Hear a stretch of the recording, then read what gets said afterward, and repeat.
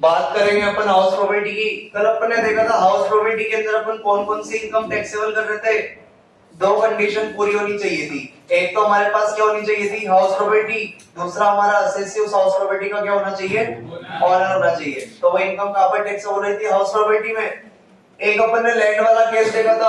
अगर हमारी land building के साथ अटैच है तो फिर उसका रेंट भी कहां पर टैक्सेबल होता है, हाउस प्रॉपर्टी में। अदरवाइज लैंड का रेंट तो कहां पर जाएगा, अदर सोर्स में, और बिल्डिंग का रेंट कहां पर जाएगा, हाउस प्रॉपर्टी में। एक अपन ने टाइप्स ऑफ हाउस प्रॉपर्टी देखा था कि हाउस प्रॉपर्टी कितने तरह की होती है। तो हाउस प्रॉपर्टी हमारी दो तरह की थी, एक तो लेट आउट प्रॉपर्टी और एक सेल्फ ऑक्यूपाइड प्रॉपर्टी।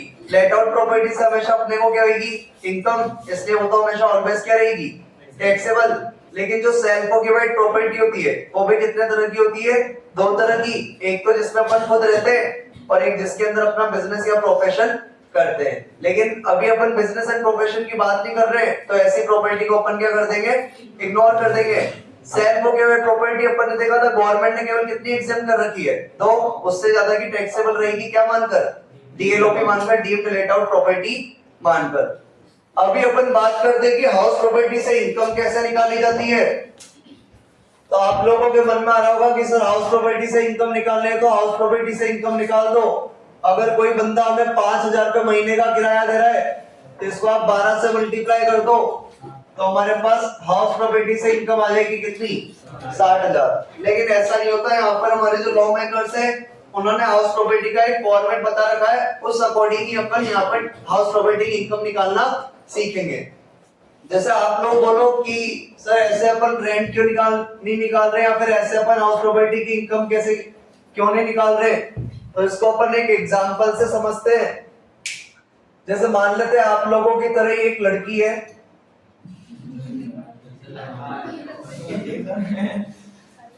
हाँ मतलब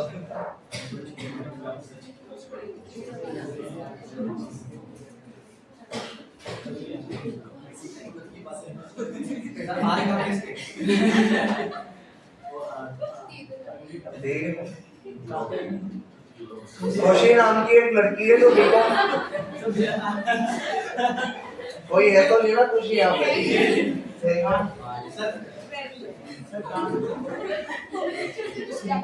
कैटरीना तो नहीं होगी यहाँ पे।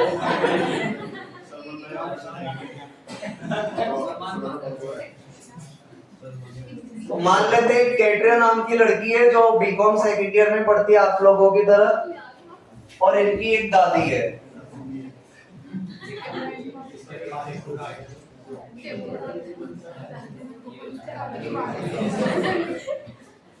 दादी है तो दादी के बाल तो ऐसे रहेंगे।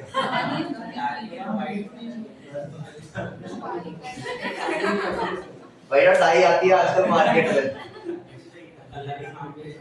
तो जैसे बीकॉम सेकेंड में आप लोगों की तरह एक लड़की पढ़ती है, तो कैटरीना ने अपनी दादी से बोला कि दादी दादी अपने को अगर हाउस प्रॉपर्टी से इनकम निकालनी है तो अपन कैसे निकालेंगे। तो दादी ने बोला सिंपल, जैसे अपने घर का किराया मान लेते हैं 50,000 रुपए अपने को किराया मिल रहा है 12 मंथ्स का, तो अपने 6 लाख रुपए किराया आ रहा है, तो हमारे पास हाउस प्रॉपर्टी से इनकम आ गई कितनी, 6 लाख।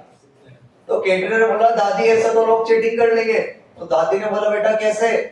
तो कैटरीना ने बोला कि दादी मान लेते हैं हमारा जो टेनेंट है उससे जो 6 लाख का किराया आता है, हम उससे बोलते हैं तू हमें चेक से केवल 1 लाख रुपए का किराया दिया कर, बाकी जो 5 लाख का किराया है वो तू हमें कैसे दिया कर, कैश। और जहां पर कैश आता है वहां पर क्या जाती है, ब्लैक मनी। गवर्नमेंट को पता ही नहीं लग पाएगा आपको कितनी इनकम हो रही है, क्योंकि जो 1 लाख का रेंट है तो वो तो आपको चेक से मिल रहा है, यानी आप कहां पर डिपॉजिट कराओगे, बैंक में। तो गवर्नमेंट को पता लग जाएगा आपको इनकम हो रही है कितने की, 1 लाख की। लेकिन यहाँ पर ऐसे तो लोग ब्लैक मनी बना लेंगे कितने का, 5 लाख का। तो दादी ने बोला बात तो तेरी सही है। तो फिर कैटरीना बोला अब क्या करें। तो दादी ने बोला कि अगर तुझे इस बात का पता करना है तो तुझे जाना पड़ेगा विनय सर के पास, वही बताएंगे कि हाउस प्रॉपर्टी से इनकम कैसे निकालते हैं। फिर कैटरीना ने एक और क्वेश्चन करा दादी से कि दादी एक और प्रॉपर्टी होती है डीम्ड लेट आउट प्रॉपर्टी, डीएलओपी। डीएलओपी क्या होती है? दादी हमारे पास 2 से ज्यादा मकान है और उन 2 से ज्यादा मकान में हम खुद ही रह रहे हैं, तो जो हमारा तीसरा घर होगा इस पे गवर्नमेंट टैक्स लगाती है, इनकम निकालती है क्या मानकर? डीएलओपी मानकर। तो दादी जिस घर के अंदर अपन खुद ही रह रहे हैं, जिसको अपन ने रेंट पे दे ही नहीं रखा है, तो ऐसे घर से अपन इनकम कैसे निकाल सकते हैं? तो दादी ने अपना सर खुजाया और बोला कि यार अगर तुझे इस बात का भी पता करना है तो तुझे जाना पड़ेगा विनय सर के पास, वही बताएंगे तुझे कि हाउस प्रॉपर्टी से इनकम कैसे निकाली जाती है। तो अपन निकालना देखते हैं कि हाउस प्रॉपर्टी से इनकम कैसे निकाली जाती है। इसका एक हमारे पास प्रॉपर फॉर्मेट है, उस फॉर्मेट से अपन निकालेंगे कि हाउस प्रॉपर्टी से इनकम कैसे निकाली जाती है।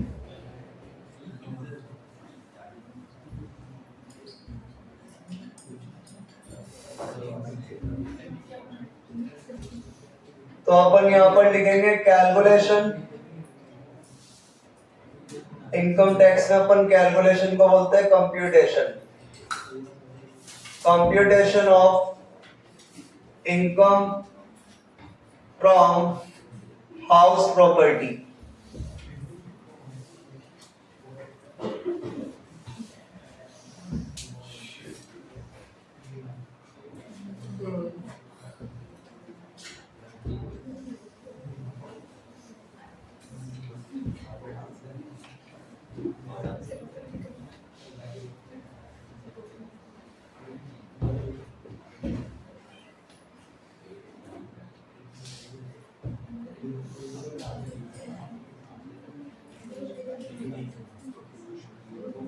तीन तरह की प्रॉपर्टी थी हमारे पास, एलओपी, एसओपी और डीएलओपी। तो हाउस प्रॉपर्टी की इनकम निकालने के लिए हमारे पास हम सबसे पहले लिखते हैं म्युनिसिपल वैल्यूएशन,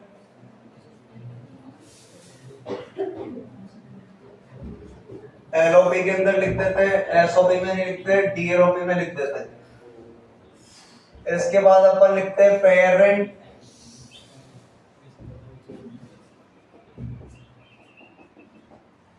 रात का काम अभी मत कर।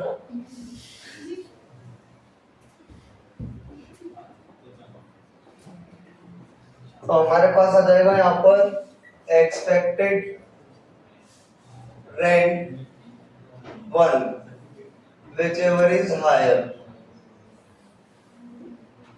इसके बाद अपन लिखते हैं स्टैंडर्ड रेंट,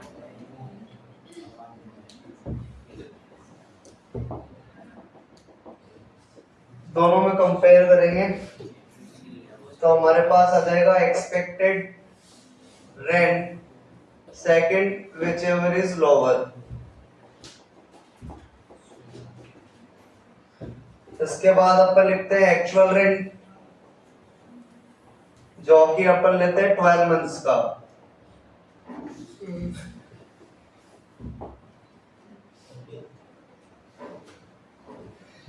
इसमें से अपन लोग लेस कर देते हैं, कितना आइटम लेस करते हैं? 3, याद है क्या किसी को? अनरियलाइज रेंट, ये अपन लेते हैं केवल प्रीवियस ईयर का, और हमारे पास जो प्रीवियस ईयर चल रहा है वो कौन सा है? 2022 और 23। एक अपन लेस करते हैं सेल्फ ऑक्यूपाइड रेंट, तो फिर इसको भी सेल्फ ऑक्यूपाइड रेंट का जो रेंट होता है धीरे धीरे समझेंगे। एक थर्ड अपन लेस करते हैं वैल्यू ऑफ फैसिलिटीज,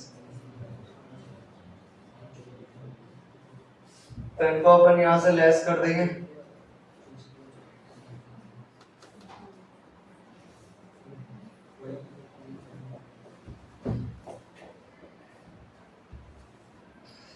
तो हमारे पास यहाँ पर आ जाएगा नेट एक्चुअल रेंट,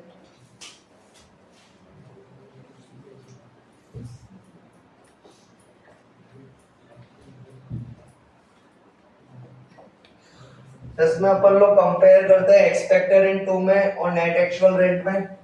दोनों में कंपेयर करने के बाद हमारे पास निकलता है expected rent 3 whichever is higher।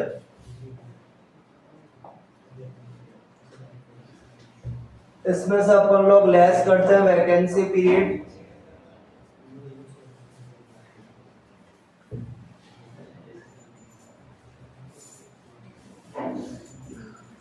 Vacancy period less करेंगे तो हमारे पास आ जाएगा gown gross annual value.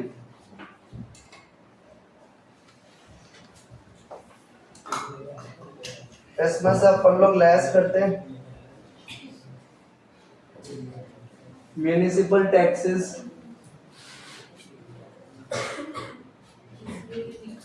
Paid by honour.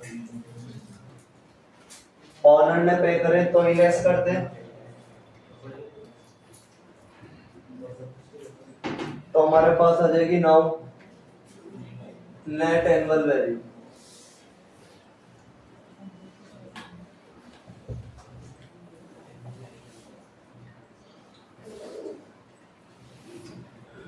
इसमें से अपन लोग लेस कर देंगे स्टैंडर्ड डिडक्शन,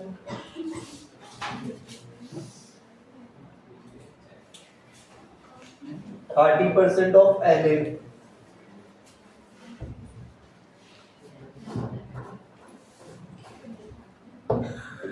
एक और आइटम लेस करते हैं अपन इंटरेस्ट ऑन लोन। ये अपन को कैलकुलेट करना पड़ता है।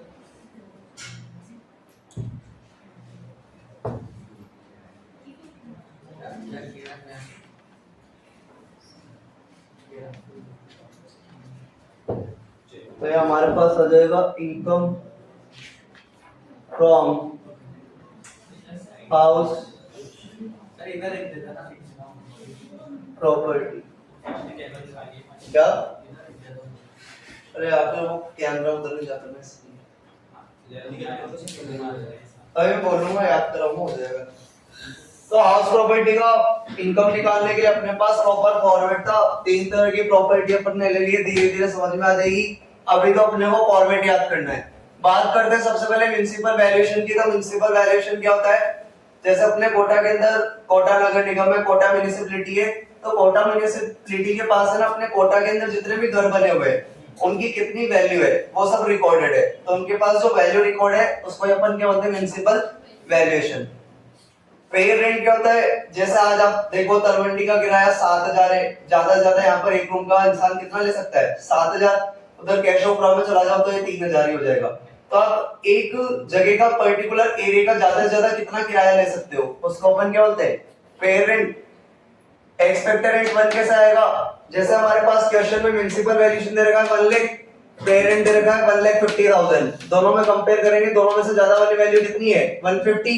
तो यहाँ पर आ जाएगा expected rent 1 whichever is higher. दोनों में से हायर लेना है तो हमारे पास वैल्यू कितनी आ जाएगी? 1,50,000। स्टैंडर्ड रेंट क्या होता है? किसी भी एरिया का मतलब स्टैंडर्ड रेंट, कम से कम किराया कितना होना चाहिए, उसी को अपन क्या बोलते हैं? Standard rent. तो अभी अभी हमारा एक्सपेक्टेड रेंट बनाया था 1,50,000 और हमारे पास क्वेश्चन में स्टैंडर्ड रेंट 1 लाख ही दे रखा है। तो दोनों में से छोटी वाली वैल्यू लेनी है, लोअर वाली वैल्यू लेनी है। तो उसको नाम दे देंगे expected rent two whichever is lower. तो लोअर कितना आ जाएगा हमारे पास? 1 लाख। तो यहाँ पे 1 लाख लिख देंगे। एक्चुअल रेंट अपन लेते हैं एक प्रॉपर्टी के 12 महीने का रेंट लेंगे, इसमें से लेस करते हैं अनरियलाइज्ड रेंट। अनरियलाइज्ड रेंट क्या होता है? ऐसा किराया जो किराएदार खा के भाग गया, हमें नहीं मिला, उसको लेस करना है। लेकिन केवल कौन से ईयर का? प्रीवियस ईयर का, 22-23 का लेस करना है। सेल्फ ऑक्यूपाइड पीरियड क्या होता है? एक घर है हमारे पास,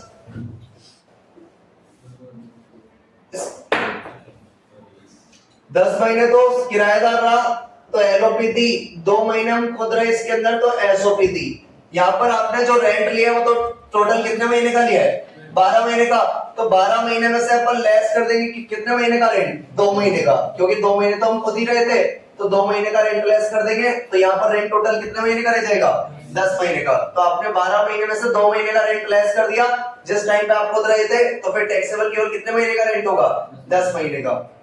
वैल्यू ऑफ फैसिलिटीज क्या होती है? आप लोगों को पता है जो रेंट है, जैसे सामने वाला बोलता है इस घर का किराया 4,000 रुपए, तो फिर अपन पूछते हैं कि इसके अंदर इंक्लूडिंग इलेक्ट्रिसिटी है या नहीं है? नल और पानी का बिल, नल और बिजली का बिल इसके अंदर इंक्लूड है या नहीं है? तो अगर हमारे रेंट के अंदर पानी का और बिजली का बिल इंक्लूड है तो उसको यहाँ से क्या कर देना है? अपने को लेस कर देना है। तो अपन यहाँ से लेस कर देते हैं value of facilities. Actual rent में से 3 आइटम लेस करने हैं। अनरियलाइज रेंट जो किराएदार खा के भाग गया, सेल्फ ऑक्यूपाइड पीरियड जब अपन खुद रहे, और पानी और बिजली का बिल, इसको लेस कर देंगे तो हमारे पास एक्चुअल रेंट में से ये तीनों आइटम लेस करने पे क्या आएगा, नेट एक्चुअल रेंट। फिर अपने को कंपेयर करना है, एक तो एक्सपेक्टेड रेंट 2 में और एक नेट एक्चुअल रेंट में। इन दोनों में कंपेयर करना है अपने को कि एक्सपेक्टेड रेंट 2 और नेट एक्चुअल रेंट, दोनों में से जो भी ज्यादा वाली वैल्यू होगी उसको नाम दे देंगे expected rent 3 whichever is higher. इसमें से अपने को लेस करना है, अगर हमारा मकान खाली पड़ा रहा, जैसे अपना मकान था 10 महीने तो किराए पर था और मान लो 2 महीने खाली पड़ा था, तो यहाँ से वैकेंसी पीरियड लेस कर देंगे कितने महीने का, 2 महीने का। तो यहाँ से अपन लेस कर देंगे वैकेंसी पीरियड 2 महीने का किराया, तो हमारे पास जीएवी आ जाएगी, ग्रॉस एनुअल वैल्यू। लेस कर देंगे म्युनिसिपल टैक्स, जो भी अपन नगर निगम को या ग्राम पंचायत को चुकाते, लेकिन ये पेड किसके द्वारा होने चाहिए, ऑनर के द्वारा। इसके अदर दिन किसी और पर्सन ने चुकाए तो फिर लेस नहीं करेंगे, तो क्या आ जाएगी नेट एनुअल वैल्यू। इसमें से अपन एक लेस करते हैं स्टैंडर्ड डिडक्शन 30% ऑफ एनएवी। ये गवर्नमेंट देती है अपने को, 30% क्यों देती है? आप गवर्नमेंट के सामने रो रहे हो, मैंने आज तो मेरे मकान की पुताई कराई थी तो मेरा खर्चा हो गया, थोड़ा तो रेम खाओ, हमने हमारे घर के बाहर गार्ड रख रखा है, हमारे घर के अंदर ये खराबी हो गई वो खराबी हो गई, तो जो भी आपके खर्चे वगैरह होते हैं तो गवर्नमेंट ने इसके लिए इंश्योरेंस वगैरह करा रखा है। हाँ जो भी है, तो उसके लिए गवर्नमेंट ने एक स्टैंडर्ड डायरेक्शन दे दी कि आपकी इनकम हम कितने डायरेक्ट कितने परसेंट से कम कर रहे हैं, 30% से। आपको जितने भी खर्चा करना है वो इसमें से कर लो आप। तो डायरेक्ट हमारी इनकम कितने परसेंट से कम कर दी, 30% से। लेस कर देते हैं इंटरेस्ट ऑन लोन, अगर हमने कोई घर खरीदा है या बनवाया है, उसके लिए बैंक से लोन लिया है या किसी भी रिश्तेदार से लोन लिया है और हम उसको बदले में इंटरेस्ट दे रहे हैं, तो इंटरेस्ट यहाँ से क्या कर देंगे, लेस। तो हमारे पास क्या आ जाएगी, इनकम फ्रॉम हाउस प्रॉपर्टी आ जाएगी।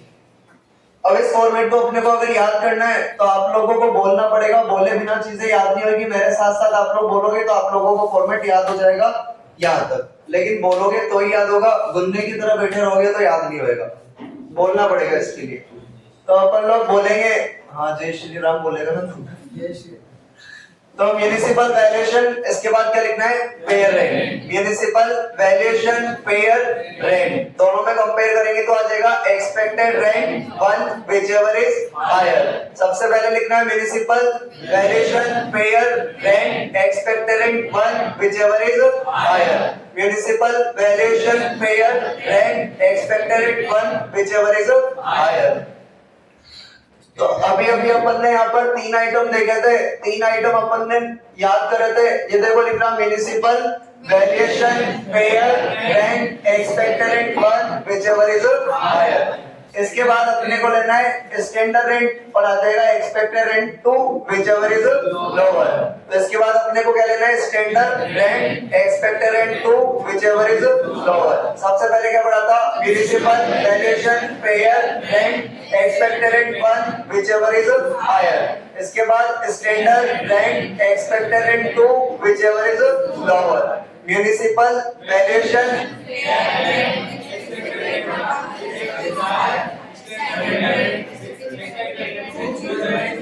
एक बार मन में ना 5 बार बोलो, ईमानदारी से मन में 5 बार बोलो, याद हो जाएगा, देखना मन में है ना।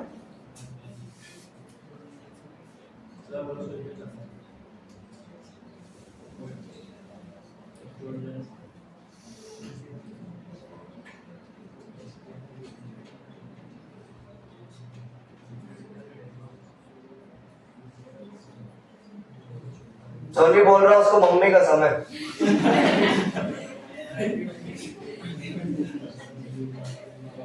Sir, expected to be whichever is lower. Lower.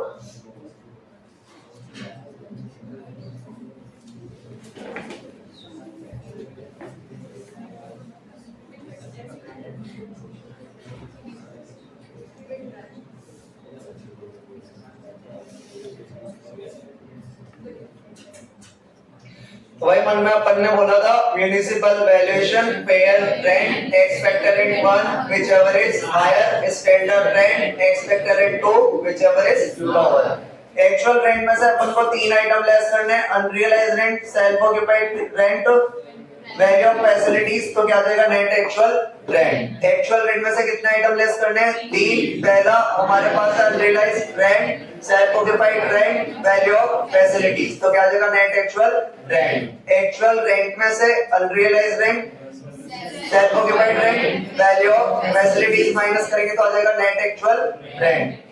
बोल भाई मुंह से, एक्चुअल रेंट में से माइनस करेंगे तो आ जाएगा नेट एक्चुअल रेंट। तो एक्चुअल रेंट में से अपने को माइनस करना है realized rent, self occupied rent, value of facilities. तो क्या आ जाएगा नेट एक्चुअल रेंट। फोटो तो ली।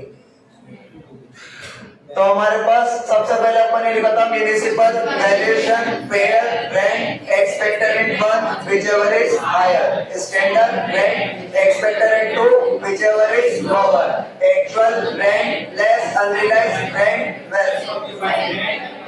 Value of facilities. तो आ जाएगा नेट एक्चुअल रेंट। अब कंपेयर करना है एक्सपेक्टेड रेंट 2 में और नेट एक्चुअल रेंट में। तो आ जाएगा हमारे पास expected rent 3 whichever is higher, higher lower higher. Expected rent 1 में क्या लेना है हायर, एक्सपेक्टेड रेंट 2 में लोअर, एक्सपेक्टेड रेंट 3 में हायर। तो हायर लोअर और हायर किस किस में कंपेयर करना था, एक्सपेक्टेड रेंट 2 में, नेट एक्चुअल रेंट में। तो क्या आ जाएगा expected rent 3 whichever is higher। Less कर देंगे अपन वैकेंसी पीरियड, तो गांव आ जाएगा, गांव में से म्युनिसिपल टैक्स हटा देंगे तो नाव आ जाएगी। तो अपन एक्सपेक्टेड रेंट 3 में से लेस कर देंगे वैकेंसी पीरियड, तो क्या आ जाएगा गांव, गांव में से लेस कर देंगे municipal tax paid by honour, तो क्या आ जाएगी नाव। तो अभी तो अपने को यहां तक याद करना है, बाकी दो आराम से इंसान को याद हो जाते हैं। तो अपन ने ऊपर से लेके नीचे तक याद कर लिया 5 मिनट के अंदर बोल बोल के।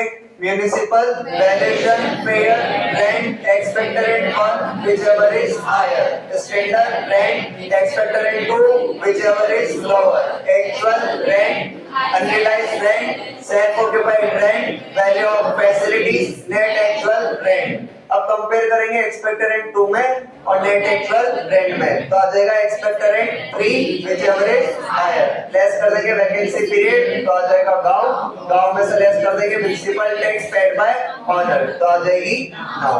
ईमानदारी से एक बार मन में, और ये सामने लिखा हुआ है, एक बार मन में रिपीट कर लो, मन में एक बार दो बार याद हो जाएगा, देखना फॉर्मेट। शांत हो जाओ थोड़ा। क्वेश्चन नंबर 1 हमारे पास लिख रहा है Shri Subhash is the owner of 3 house properties named P, Q and R। 3 property P, Q, R नाम की। From the following information find out the gross annual value in each case for the assessment year 2023 and 24। तो अपन निकालेंगे, यहाँ पर अपन ने लिख दिया computation of gross annual value of Shri Subhash for the assessment year 2023-24।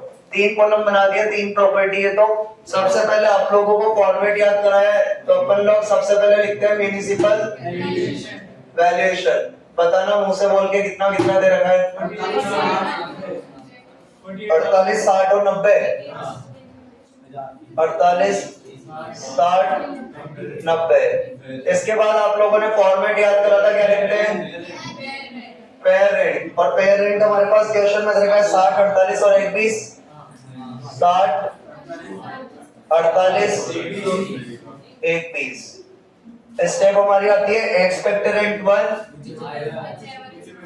whichever is higher।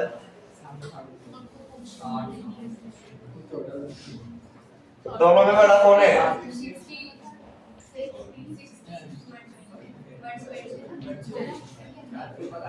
तो अपन ने बड़ी वाली वैल्यू ले ली, हायर वाली दोनों में हायर थी 60 और 120, तो ज्यादा वाली वैल्यू ले ली। इसके बाद अपन लोग लिखते हैं स्टैंडर्ड रेंट, और हमारे पास क्वेश्चन में स्टैंडर्ड रेंट दे रखा है, इसका तो नॉट अवेलेबल दे रखा है, और इसका 42 दे रखा है, और इसका 1,32,000 दे रखा है। अभी अपन कंपेयर करते हैं, तो अपन लोग लिखते हैं expected rent 2 whichever is lower। दोनों में से कम वाली वैल्यू, ये तो अवेलेबल ही नहीं है, तो 60 की 60 आ जाएगी, तुम लोग 0 मत लिख देना। 42, दोनों में सबसे कम वाली वैल्यू कितनी है 120। इसके बाद हमारे पास देखा रेंट रिसीव्ड और receivable for let out period before deducting unrealised rent. Rent received दे रखा है, रेंट रिसीव्ड को अपन बोलते हैं एक्चुअल रेंट। रेंट रिसीव्ड को क्या बोलते हैं एक्चुअल रेंट।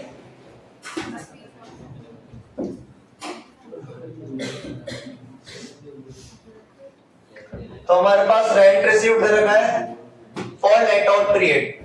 बात समझना इधर, हमारे पास क्वेश्चन में लाइन दे रखी है rent received for let out period.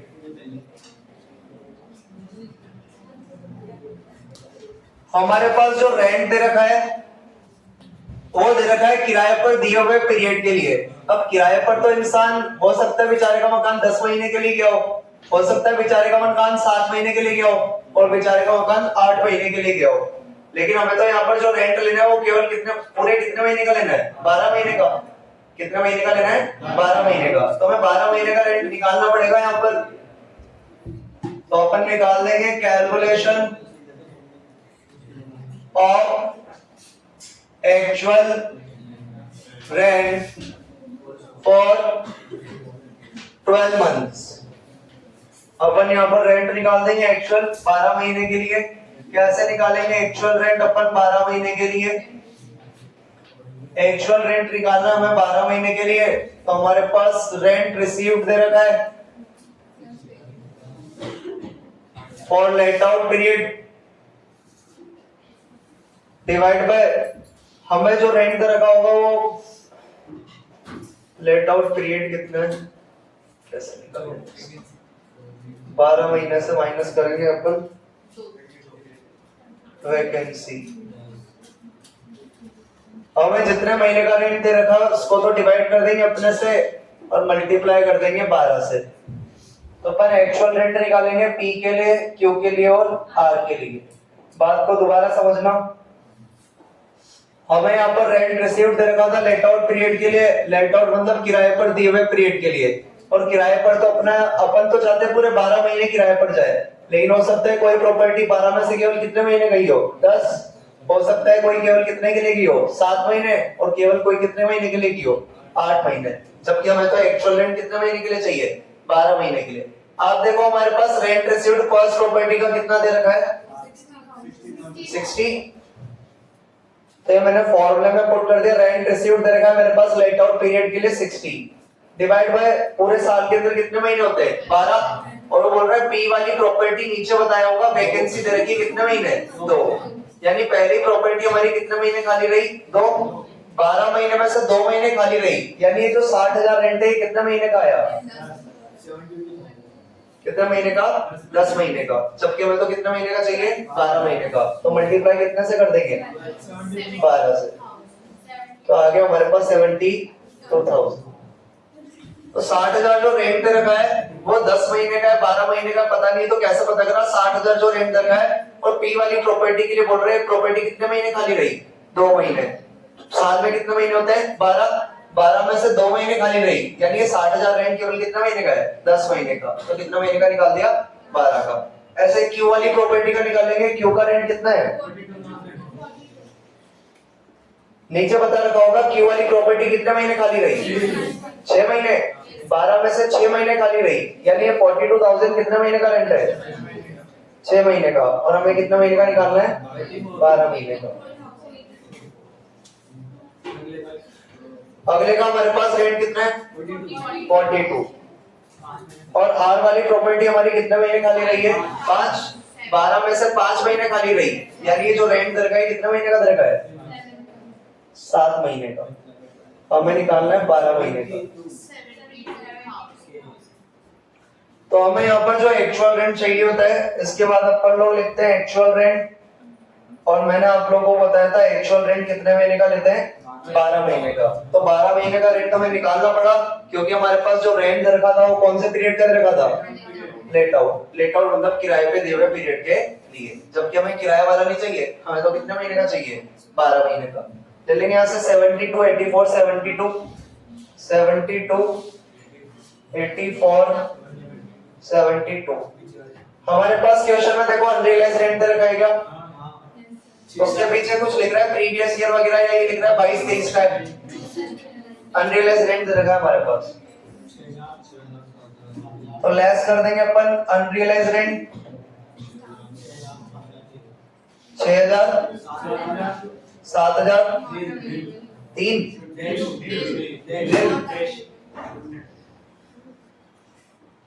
Minus कर देंगे अपन इसको। 72 में से 6 गया 66,000, 84 में से 7 गया 77,000, 72 में से 0 गया 72,000। एक्चुअल रेंट में से अनरियलाइज रेंट माइनस करते हैं तो हमारे पास आता है नेट एक्चुअल रेंट। इसमें से अपने को कंपेयर करना पड़ता है एक्सपेक्टेड रेंट 2 और नेट एक्चुअल रेंट में। तो हमारे पास क्या जाता है expected rent 3 whichever is higher। तो हमें कंपेयर करना है इसमें और इसमें। 60 और 66 में से बड़ा क्या है 66, 42 और 77 में से 77, 21 और 72 में से 1,20,000। अपन लोग लेस करते हैं वैकेंसी पीरियड, अपन लोग लेस करते हैं वैकेंसी पीरियड। वैकेंसी पीरियड कैसे आएगी आप लोगों की, जो आपने 12 महीने का रेंट निकाला है उसमें से माइनस कर दो 10 महीने का रेंट कितना था 60,000, तो 72 में से कितना हटा देंगे 60, तो हमारे पास कितना आ जाएगा वैकेंसी का रेंट 12,000। 84 12 महीने का दे रखा है तो 12 महीने में से आप माइनस कर दो 6 महीने का रेंट, तो 84 में से 42 जाएगा तो कितना आ जाएगा 42,000। 12 महीने का रेंट है 72, उसमें से आप 7 महीने का रेंट माइनस कर दो 42, तो हमारे पास वैकेंसी का रेंट आ गया कितना 30। तो वैकेंसी का रेंट हमने कैसे निकाला, 12 महीने के रेंट में से जो कम महीने का रेंट दे रखा था 72 में से गया 60 तो आ गए 12, 84 में से 42 गया तो आ गया 42, 72 में से 42 गया तो आ गया 30। तो ये कौन सा रेंट निकाल दिया अपन ने वैकेंसी पीरियड का रेंट निकाल दिया। हमें क्वेश्चन में निकालना था गाउन, आ गया 66 में से 12 गए तो 54,000, 77 में से 42 गया तो 35, 90। देखो आ रहे हैं आंसर 54, 35 और 90। आगे एक ही क्वेश्चन कर लो, इसे को दोबारा रिपीट कर देता हूँ क्योंकि मुझे लगा पहला क्वेश्चन इजी होगा, लेकिन इसके अंदर तो हमारे पास हमें लेट आउट वाले रेंट से कौन से पीरियड का रेंट निकालना था एक्चुअल रेंट। तो आप लोगों के लिए यहाँ तक तो बच्चों का खेल है। एक्चुअल रेंट हमें 12 महीने का चाहिए, तो बस एक बात ध्यान रखना, अगर हमें एक्चुअल रेंट यानी कि रेंट रिसीव्ड कर रहा हो लेट आउट पीरियड का, यानी वो 12 महीने का रेंट नहीं है, वो कम पीरियड का रेंट है, तो जितने पीरियड का रेंट है उससे तो क्या करना है डिवाइड, और 12 का निकालना है तो किससे मल्टीप्लाई कर देंगे 12 महीने से। तो हमारे पास 12 महीने का रेंट आ गया था, यहाँ से देख के अपन ने लिख दिया अनरियलाइज्ड रेंट क्वेश्चन में देखा साफ साफ लेस कर दिया। नेट एक्चुअल रेंट आ गया, एक्सपेक्टेड रेंट 2 और नेट एक्चुअल रेंट में कंपेयर करा तो एक्सपेक्टेड रेंट 3 आ गया। वैकेंसी पीरियड कैसे निकालनी है, 12 महीने के रेंट में से यानी इस वाले रेंट में से बुक वाली वैल्यू माइनस कर दो, और बुक के अंदर वैल्यू कितनी तरीके थी 60, 42 और 42। तो अगर आप 72 में से 60 माइनस करोगे तो 12 का वैकेंसी पीरियड का रेंट आ गया, 84 में से 42 माइनस करोगे तो 42 वैकेंसी पीरियड का रेंट आ गया, और 72 में से आप माइनस करोगे कितने दे रखा हमारे पास 42, तो वैकेंसी पीरियड का रेंट कितना आ गया था 30। तो हमारे पास ग्रॉस एनुअल वैल्यू आ गई कितनी 54, 35 और 90। देखो इसके अंदर कुछ बताना है तो नहीं बताना,